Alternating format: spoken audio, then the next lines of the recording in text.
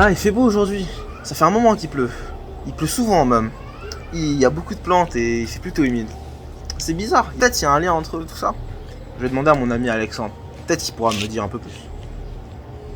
Alexandre, tu en saurais plus sur un lien entre les plantes, l'humidité et la pluie? Oh, tu fais bien de demander. Je vais donc t'expliquer comment l'eau prélevée par les plantes permettrait l'augmentation de l'hygrométrie dans son milieu, ainsi que de jouer un rôle dans le cycle de l'eau. Pour comprendre cela, voyons d'abord comment la plante pourrait augmenter l'hygrométrie dans son milieu, c'est-à-dire l'humidité. La plante, tout comme les autres êtres vivants, consomme de l'eau liquide et en a besoin pour vivre. Ce mécanisme, différent du nôtre, lui sert à faire circuler l'eau dans son corps et aussi à en prélever du sol par ses racines. Donc, la plante va évapotranspirer, c'est-à-dire que par les stomates, ces petits orifices présents sur l'épiderme foliaire de la plante, elle va rejeter de la vapeur d'eau dans l'air par un phénomène d'appel d'air. Elle va donc aspirer par les racines l'eau pour ensuite les faire circuler dans tout le corps.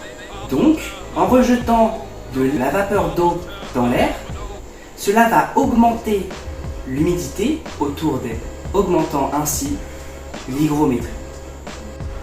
Ah, mais je n'ai pas le matériel pour faire une expérience. Oh, je sais, je vais appeler Julien. Oui, allô Julien?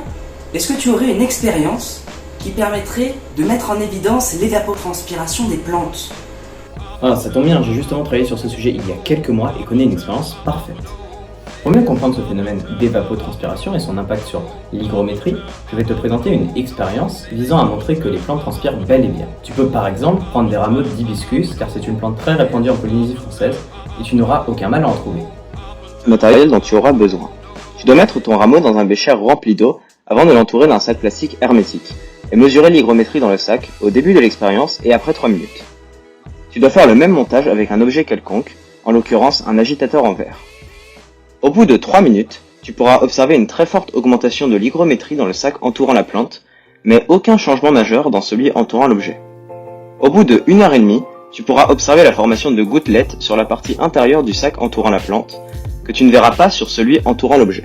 Avec cette expérience, tu as donc démontré que la plante a formé de la vapeur d'eau, qui s'est ensuite déposée sur le sac sous forme de gouttelettes. C'est ça l'évapotranspiration. Mais tu peux aller plus loin en essayant de déterminer les différents facteurs affectant cette évapotranspiration. Tu peux donc mener une deuxième expérience. Cette deuxième expérience consiste à concevoir 3 photomètres rudimentaires, c'est-à-dire des appareils servant à mesurer l'absorption d'eau des plantes, et y placer 3 rameaux d'hibiscus. Un rameau de témoin, un rameau desquels tu auras enlevé les feuilles, et un rameau que tu auras placé à l'obscurité. Voici le matériel dont tu auras besoin.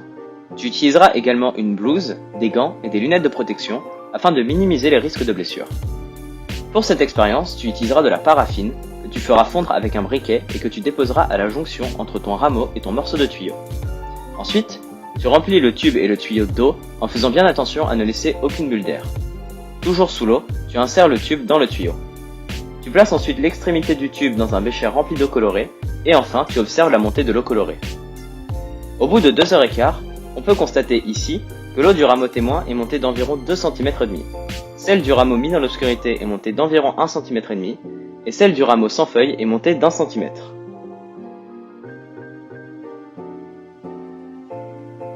Maintenant, voyons voir le rôle dans le cycle de l'eau. Comme dit précédemment, grâce à l'évapotranspiration, les plantes rejettent de la vapeur d'eau dans l'air. Comme on le sait, le cycle de l'eau est ce qui permet la circulation de l'eau sur Terre, et son évaporation est un facteur indispensable.